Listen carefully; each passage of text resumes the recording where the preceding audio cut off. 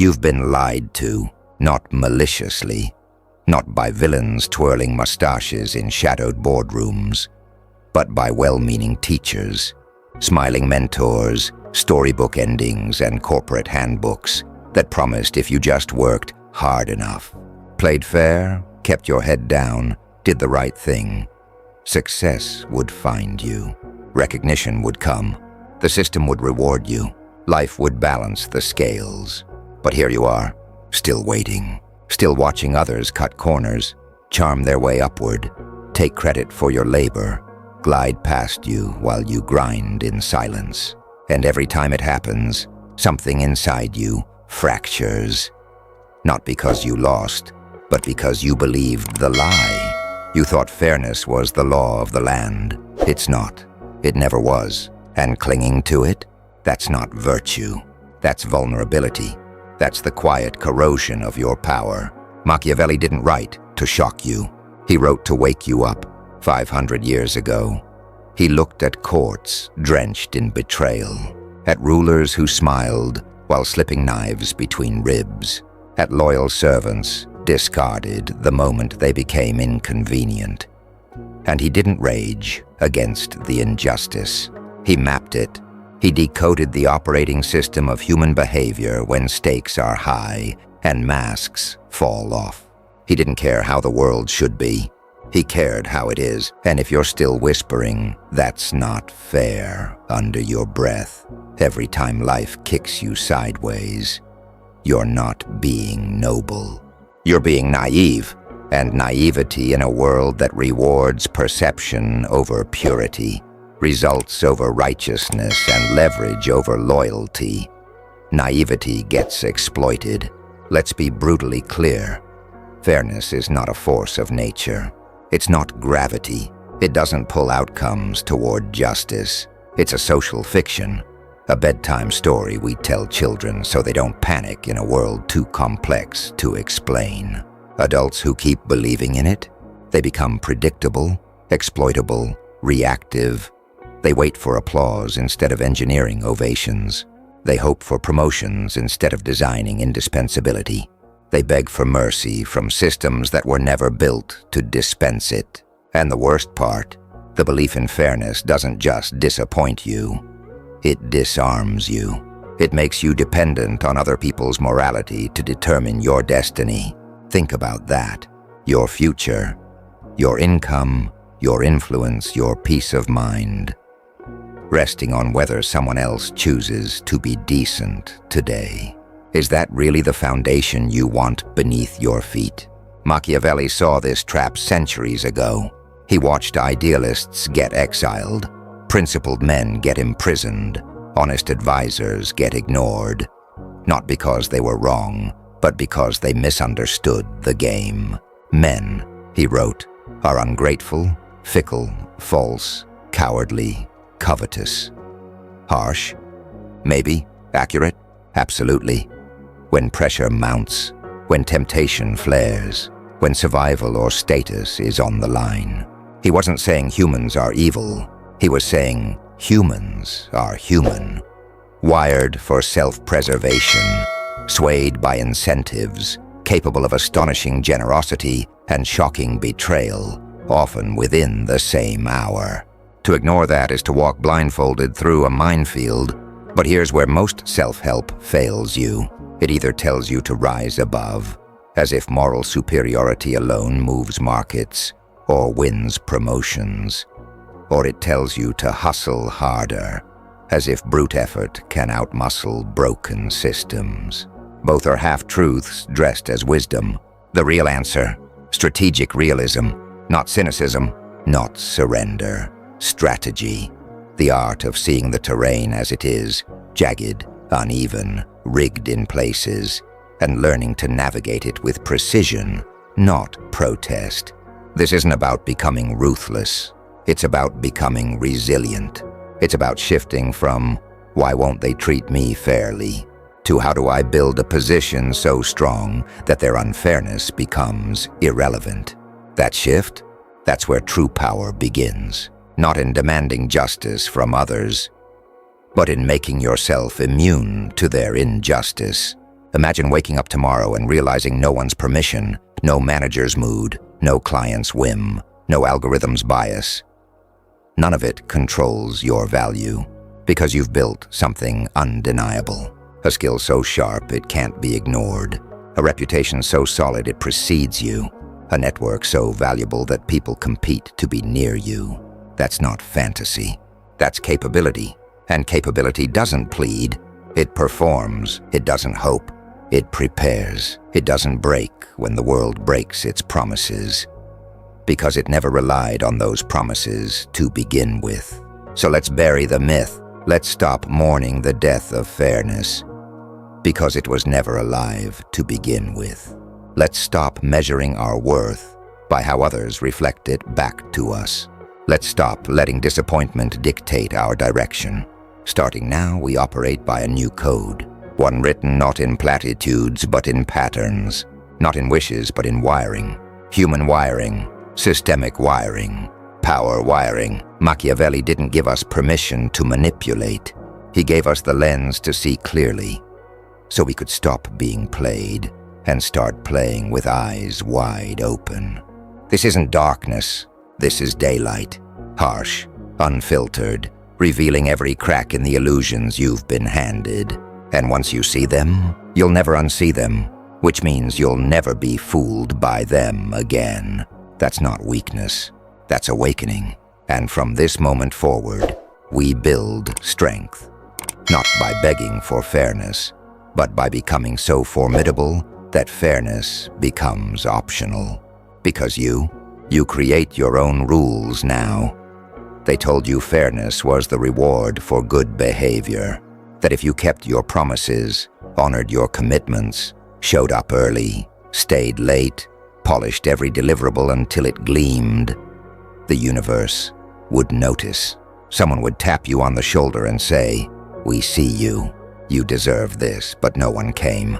Or worse, someone did come and handed the trophy to the person who schmoozed harder, exaggerated louder, took credit for your slide deck, or simply had a last name that opened doors yours never could.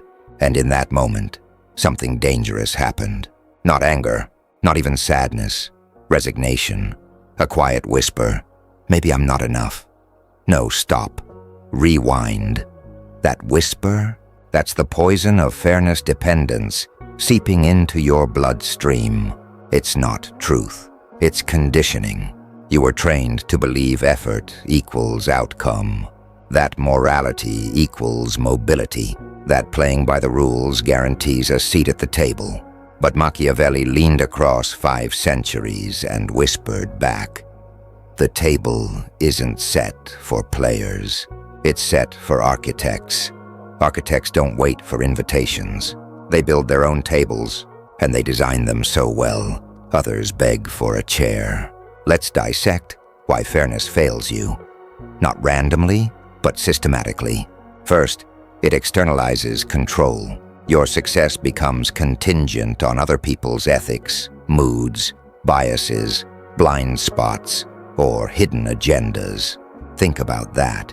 You're brilliant, you're diligent, you're reliable, but your advancement, your income, your peace, all held hostage by whether Chad in accounting remembers to CC you, whether your boss is having a good hair day, whether the client likes your tone in an email sent at 3:47 p.m. on a Tuesday.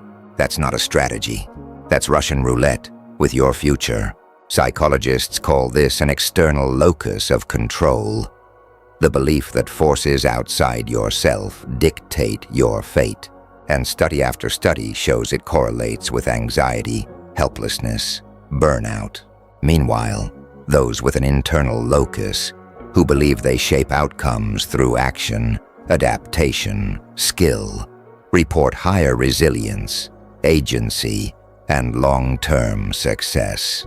Not because the world treats them better, because they stop waiting for it to. Second, fairness dependence breeds emotional volatility. Your motivation spikes when praised, crashes when ignored. Your confidence soars with a great job. Email plummets when passed over silently. You become a weather vane, spinning wildly with every gust of external validation or neglect. That's exhausting and inefficient. True power? It's thermostat energy. You set the temperature.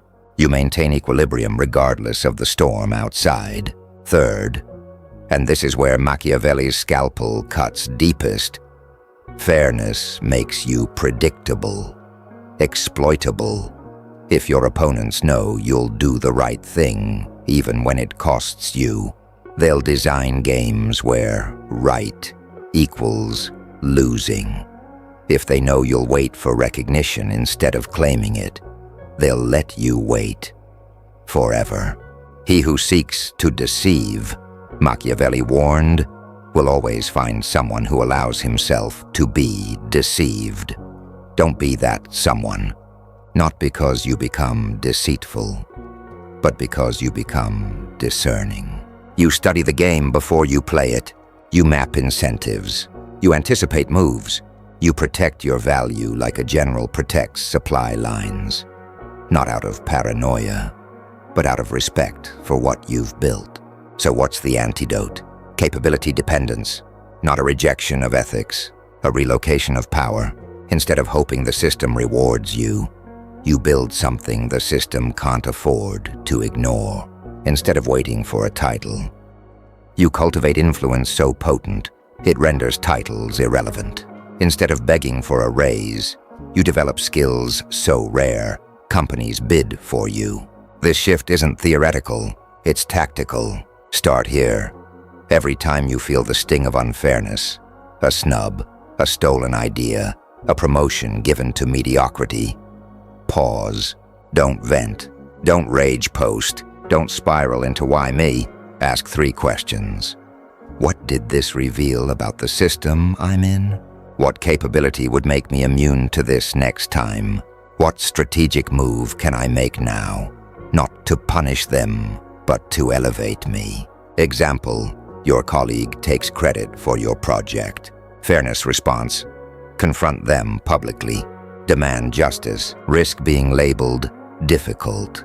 Capability response, document everything moving forward. Build direct relationships with decision makers. Make your contributions so visible, so quantifiable, so tied to revenue or risk reduction that stealing them becomes impossible. Or career suicide for the thief. See the difference? One reacts, the other architects. One begs for fairness, the other builds fortresses of undeniable value. And here's the secret no one tells you. When you operate from capability, fairness often follows.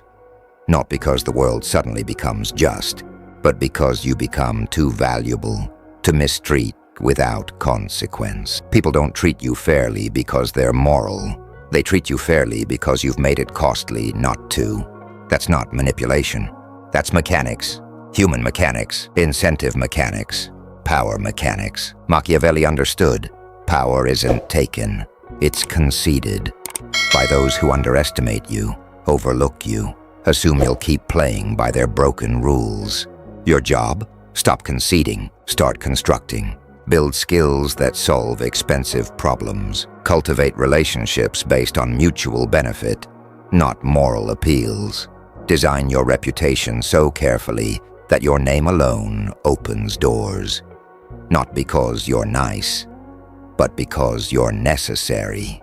And when unfairness strikes, as it will, because humans are human, don't see it as proof the world is against you. See it as intel, data, a flashing sign revealing where the system is weak, where people cut corners, where value goes unprotected. Then, fortify that gap, own it. Become the solution so indispensable that the unfairness bends around you like water around stone. This isn't cold, it's clarity. You can be kind and uncompromising, ethical and strategic, compassionate and formidable. Machiavelli wasn't advising cruelty. He was advising competence. It is better to be feared than loved, he wrote. Not because fear is noble, but because love is fickle. Fear, in this context, means respect for your capability, your boundaries, your consequences. People may not love you for demanding fair treatment, but they'll learn to give it when they realize crossing you costs more than complying. So today, bury the plea. Stop whispering, "That's not fair," into your pillow at night. Start declaring, "Watch what I build next," into the mirror each morning. Your value doesn't need their validation. It needs your cultivation. And when you plant capability deep enough, no storm of unfairness can uproot it. You won't just survive the game. You'll redesign it. And that's true power. You think you understand people. You nod when they speak. Mirror their smiles. Remember their kids' names. Send thank you notes. Show up early to meetings. You've been taught that kindness, consistency, and goodwill build trust. And sometimes they do, until the promotion goes to the person who never stays late, but always laughs at the boss's jokes. Until your most loyal client jumps ship because a competitor offered a flashier pitch. Until your mentor, the one who told you, "I've got your back," stays silent when you need advocacy most. That's when the confusion hits. But I did everything right. Why didn't they reciprocate? Because you operated on a fairy tale model of human nature. One where gratitude is automatic, loyalty is permanent, and integrity is rewarded. Machiavelli leaned in again, 5 centuries of dust on his coat, and said, "Men are ungrateful, fickle, liars, and deceivers." Not all men, not all the time, but enough. Under pressure, under temptation, under threat, that betting your future on their consistency is like building a house on quicksand. This isn't cynicism, it's calibration. Understanding human nature as it is, not as you wish it were, is the ultimate strategic advantage. Because when you stop being surprised by betrayal, you start preparing for it. When you stop expecting gratitude, you start engineering reciprocity. When you stop assuming loyalty, you start designing systems where loyalty becomes the smartest choice for everyone involved. Let's break this down. Human behavior isn't random, it's patterned, driven by incentives, fears, insecurities, ambitions. People don't act on abstract principles, they act on perceived self-interest, even when that perception is flawed, short-sighted, or emotionally charged. Your colleague didn't steal your idea because they're evil. They did it because claiming credit boosted their standing, and the risk of backlash seemed low. Your client didn't abandon you because they're disloyal. They did it because convenience or price outweighed relationship, and you hadn't made the cost of leaving painfully clear. Your mentor didn't speak up because they're cowardly. They did it because protecting their own position felt safer than championing yours. None of this excuses poor behavior, but understanding the engine behind it lets you navigate and influence outcomes. Machiavelli's genius was seeing humans as complex systems, not moral binaries. Generous? Yes, when generosity costs nothing. Loyal? Absolutely, until loyalty threatens status or security. Honest? Often, unless dishonesty offers a shortcut to safety or success. Your job isn't to judge these tendencies, it's to design around them. Create environments where good behavior is incentivized and poor behavior carries visible, unavoidable consequences. Example, instead of hoping your team reports problems honestly, build anonymous feedback channels. Plus, reward those who surface issues early. Instead of trusting vendors to honor verbal agreements, structure contracts with milestone payments tied to deliverables. Instead of relying on a manager's, "I'll remember your contributions," send bi-weekly impact summaries, CCing stakeholders. This isn't manipulation, it's architecture. You're not changing human nature. You're shaping the terrain so human nature works for you, not against you. And here's where most people fail. They take betrayal personally. They internalize it as proof they're unworthy, naive, or weak. No. Betrayal is data. It tells you where incentives are misaligned, where trust was misplaced, where boundaries were too porous. Use it, adjust, fortify. The strategic thinker doesn't rage when someone lies. They ask, what made lying seem safer or more rewarding than truth? Then they change the equation. Make truth more valuable. Make deception more costly. Simple, brutal, effective, and yes, you can still be kind, still be ethical, still believe in goodness, but you operate with eyes open. You don't hand trust freely. You earn it, test it, scale it gradually. You don't assume alignment. You verify interests, map motivations, build mutual benefit into every interaction. You don't wait for loyalty. You cultivate it by making yourself indispensable, by rewarding it visibly, by ensuring walking away hurts more than staying. Machiavelli knew power flows to those who understand motivation. Fear, greed, pride, belonging, status, security. Name the driver and you can predict and influence behavior. Before your next negotiation, ask, what does this person truly want? What are they afraid to lose? What would make saying yes to me feel inevitable? Align your proposal with their self-interest and watch resistance melt. Not because you tricked them, but because you spoke the language their brain actually listens to. And when someone disappoints you, don't moralize, analyze. What incentive failed? What consequence was missing? What misunderstanding created this outcome? Then fix the system, not the person. Because people won't change for your ideals, but they'll change for their interests.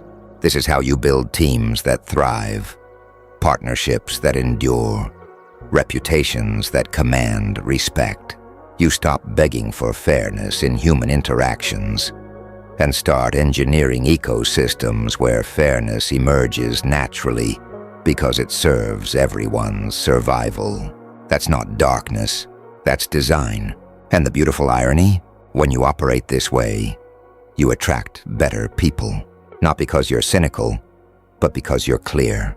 You set expectations, you enforce boundaries, you reward integrity, and those who thrive in chaos, who exploit ambiguity, who feed on others' naivety, they self-select out. Because your world has rules, not arbitrary ones, but intelligent ones, designed to protect value, reward contribution, and punish predation. So today, retire the fantasy of the perfectly principled human. Embrace the beautifully flawed, incentive-driven, fear and ambition-fueled reality. Study it, map it, master it, and watch how quickly your relationships transform from fragile hopes into fortified alliances. You won't just understand people better, you'll lead them without ever raising your voice. You've done it again. That quiet sigh in the bathroom stall after the meeting where your idea got credited to someone else. The muttered, whatever, when your name was left off the client thank you email. The late-night text to a friend. I swear, this place is rigged. And every time you voice it, every complaint, every vent, every eye-roll laced recap, you feel a flicker of relief, validation, solidarity. But here's the brutal truth Machiavelli would whisper through the centuries.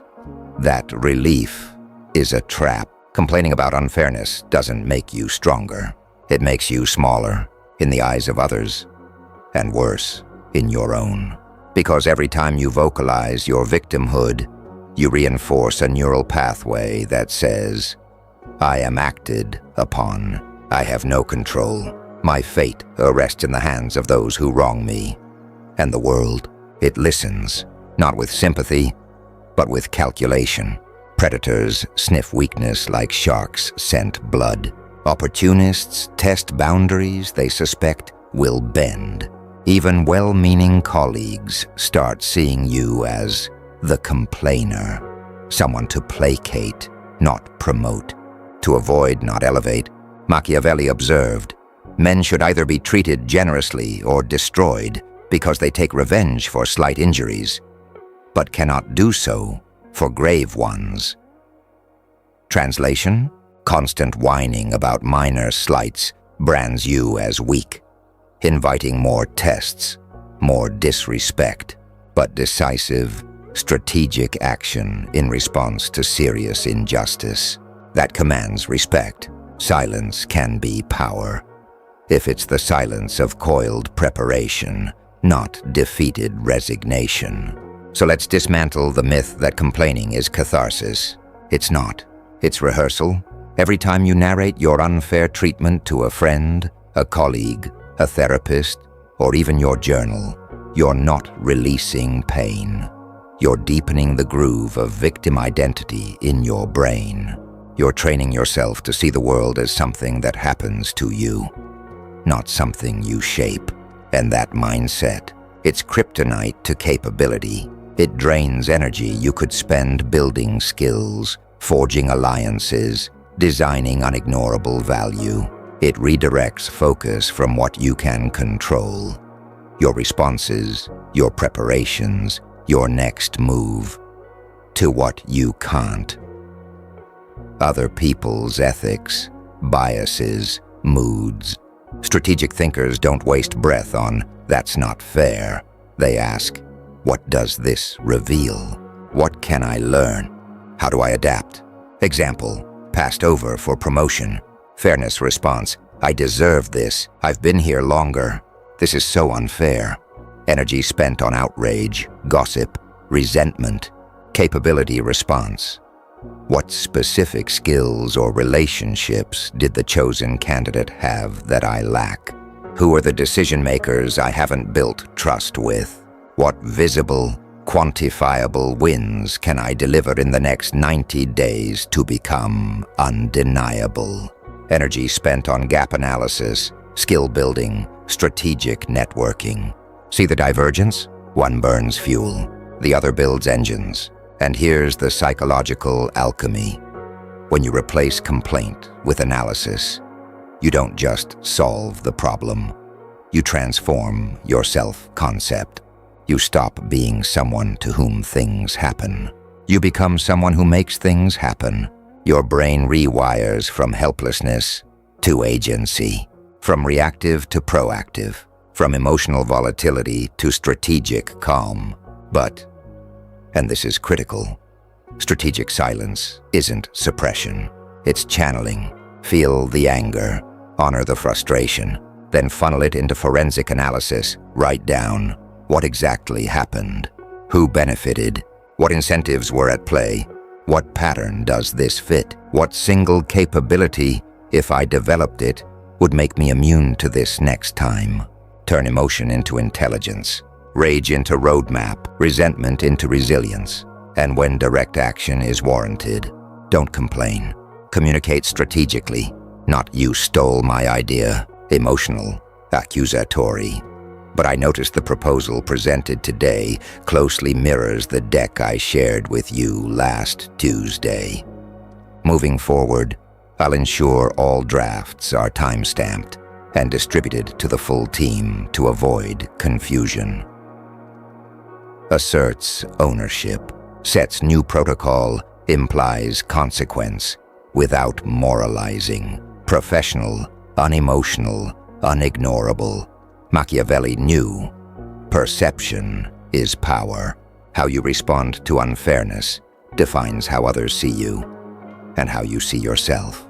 Whine, and you're labeled fragile. Strategize, and you're seen as formidable.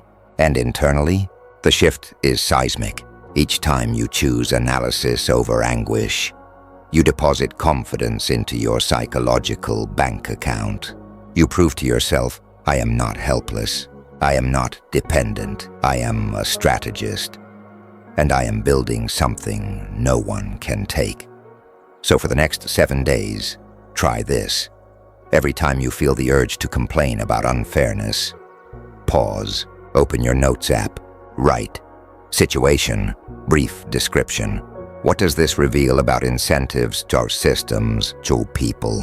What one skill or relationship would neutralize this? What's my next strategic move? Do this silently, religiously. Watch how quickly your inner narrative shifts from "why me" to "watch me." And watch how the world responds. Not to your pain, but to your power. Because complaining doesn't change systems. Competence does, and silence, the right kind of silence, is the sound of strength assembling itself in the dark. You want power, not the cartoonish throne room crown and scepter kind, but the quiet, undeniable kind. The power to walk into a room and have decisions pause until you speak. The power to set your rate and watch clients say yes without negotiation. The power to wake up at 10 a.m. because your value doesn't require your presence to persist. You've been told this power comes from titles, seniority, pedigree, or, worst of all, fair recognition for your years of service. Lies, all of it. Machiavelli knew real power isn't given, it's grown, cultivated in the soil of irreplaceable competence, watered by strategic relationships, hardened by unbroken delivery under pressure. And here's the brutal truth no mentor ever told you. Entitlement is kryptonite to power. The moment you believe you deserve something, a raise, a promotion, respect, loyalty, because of your effort, your ethics, or your tenure, you've handed control of your destiny to others. You've made your worth contingent on their judgment, their mood, their broken systems. Competence? That's different. Competence says, I don't need your permission. I've built something so valuable, so rare, so difficult to replicate, that denying me becomes a liability you can't afford. Let's dissect the anatomy of real power. First layer, problem-solving mastery. Not just doing your job, but solving the expensive, messy, reputation-threatening problems no one else can untangle. The client on the verge of leaving, you salvage them. The project hemorrhaging money, you stop the bleed. The team paralyzed by conflict, you align them. This isn't about working harder. It's about targeting higher leverage pain points. Find where the organization bleeds and become the tourniquet. Second layer, anti-fragile delivery. Anyone can perform when conditions are perfect. Power reveals itself when chaos hits. Deadlines implode. Stakeholders panic. Systems crash. And you remain the calm center. You don't just survive volatility. You leverage it, because while others flail, you're the one steering the ship. That's when trust crystallizes into dependence. Third layer, strategic scarcity. Develop skills so niche, so advanced, so context-specific, that replacing you would cost more than retaining you. Not, I'm good at Excel, but I can model supply chain disruptions under geopolitical risk scenarios in under 48 hours. Not, I'm a great presenter, but I can reframe our product's weaknesses into differentiators for skeptical enterprise buyers. Scarcity isn't about gatekeeping knowledge. It's about depth, mastery, owning domains others avoid because they're too complex, too political, too high stakes. Fourth layer, alliance architecture. Power isn't solitary, it's relational, but not through forced camaraderie or shared grievances, through mutual value exchange. Who controls budgets? Who influences decisions? Who holds institutional memory? Map them, understand their goals, fears, pressures, then ask, how can I make their success easier, safer, more inevitable? Solve their problems before they ask. Protect their reputations. Amplify their wins, not to manipulate, but to embed yourself in their ecosystem as indispensable infrastructure. Machiavelli warned, he who builds his power on the people builds on mud. Don't rely on popularity. Build on utility. Become the person whose absence creates immediate, measurable damage. Fifth layer, system design. Don't just execute tasks. Engineer processes that outlive your involvement. Document workflows. Create templates. Train successors. Build systems so robust that your value compounds even when you're on vacation. This terrifies mediocrity because systems expose gaps, but it empowers mastery because systems scale influence. And here's the pivot most miss. Competence isn't static. It's compounding. Each solved problem builds reputation. Each reputation opens doors to higher stakes challenges. Each challenge forges sharper skills. Soon, you're not just solving problems. You're defining them, setting agendas, shaping strategy, not because you demanded authority, but because your competence left no alternative. Contrast this with entitlement. I've been here 5 years. I deserve that title. Power remains elusive. Competence. I've automated reporting that saves 200 hours monthly. Let's discuss how to scale this. Power becomes inevitable, and when unfairness strikes, the entitled rage, retreat, or resign. The competent, they analyze, adapt, elevate. They gave the project to Sarah. Fine. What capability did she have that I lacked? How do I acquire it? Or build something better? No victimhood, only velocity. Machiavelli's ultimate lesson: power based on others' goodwill is sand. Power based on your capability is bedrock. So today, audit your value, not your effort, not your intentions, your tangible, measurable, hard to replicate impact. List the 3 most expensive problems you solve. The 3 skills no one else on your team has. The 3 relationships that would panic if you left. If the list feels thin, good. Now you know where to dig. Build 1 irreplaceable skill this quarter. Solve 1 reputation-making problem. Engineer 1 system that runs without you. Watch how quickly fairness becomes irrelevant. Because you've outgrown the need for it. You won't be begging for power. You'll be radiating it, and the world, it will rearrange itself around you. You feel it rising, that hot metallic taste in your throat when the email lands. The one announcing the promotion went to the guy who takes 3-hour lunches but knows how to laugh at the CEO's jokes. Or the client you nurtured for 18 months signs with the competitor who undercut you by 30%. Or the colleague who borrowed your presentation framework gets praised in the all-hands meeting while you're thanked via Slack emoji. Your pulse spikes, your jaw clenches, moral outrage floods your system. Righteous, scalding, pure. This is wrong. They can't do this. Someone needs to pay. And in that moment, you face a fork Machiavelli mapped 5 centuries ago. Do you let outrage drive you? Or do you let strategy steer you? Because here's the brutal truth no ethics seminar ever admits. Moral outrage feels powerful, but it rarely creates power. It's emotional catharsis disguised as action. A fireworks display of fury that leaves the battlefield unchanged. Strategic thinking? That's the siege engine. Quiet, methodical, devastatingly effective. Outrage says, punish them. Strategy asks, what outcome actually serves me long term? Outrage demands immediate justice. Strategy engineers inevitable advantage. Outrage burns energy. Strategy invests it. Let's dissect why outrage fails, even when it's justified. First, it externalizes control. You're begging the world to conform to your moral code, and raging when it refuses. But the world doesn't care about your code. It responds to leverage, incentives, consequences. Second, outrage narrows your vision. Adrenaline tunnels your focus to the insult, the offender, the immediate fix.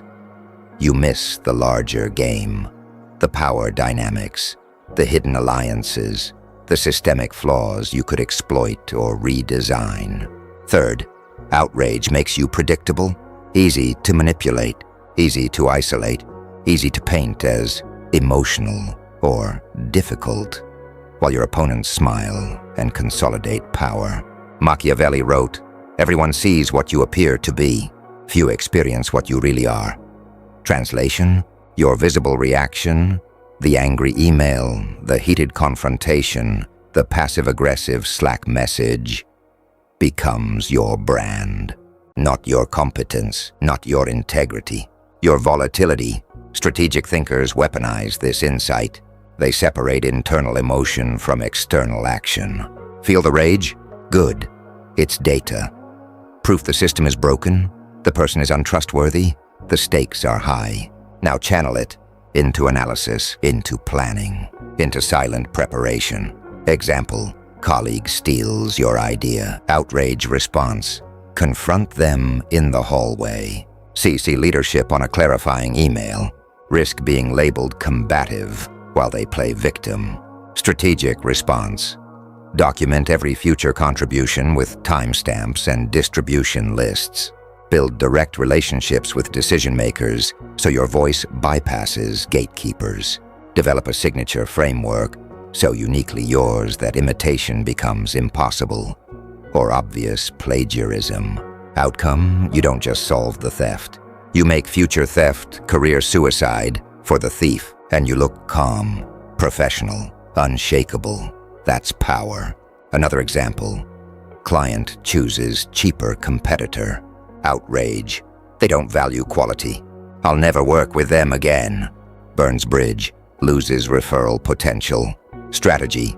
What pain point did price override? How can I reframe my offering to make cost irrelevant? Who else in their industry faces this trade-off? And how can I solve it for them? Turns loss into market research, fuels innovation, expands pipeline. Machiavelli's core principle: focus on outcomes, not optics. On effectiveness, not ego. On long-term positioning, not short-term satisfaction. This doesn't mean abandoning ethics. It means being strategic about how and when you enforce them. Sometimes direct confrontation works. When you have leverage, witnesses, and clear policy violations. Sometimes indirect pressure works better. Starving offenders of opportunities, redirecting resources, building coalitions that marginalize them. Sometimes withdrawal is wisest, conserving energy for battles where victory reshapes the game. The key, choose tactics consciously, not reactively. Ask, will this action improve my position 6 months from now? Will it deter future offenses? Will it enhance my reputation as someone who delivers results, not just rants? And here's the psychological alchemy. When you replace outrage with strategy, you don't suppress emotion. You upgrade it. Anger becomes analysis. Frustration becomes foresight. Betrayal becomes blueprint. Each unfair event stops being a wound and starts being a workshop. A chance to study human behavior, system flaws, incentive structures, to build thicker armor, sharper instincts, deeper leverage, so next time injustice strikes, pause, breathe, let the outrage crest, then recede. Open your notebook. Write, what's the real goal here? Not punish them, but secure my position, expand my influence, protect my value. Who holds actual power in this situation? What's their self-interest? How can I align my solution with it? What move makes me stronger? Regardless of whether they learn their lesson, then act calmly, precisely, lethally, not for revenge, for advancement, because Machiavelli knew the world doesn't remember who was right. It remembers who won, and winning isn't about moral purity. It's about strategic supremacy. So retire the outrage, embrace the end game, and watch how quickly unfair becomes irrelevant.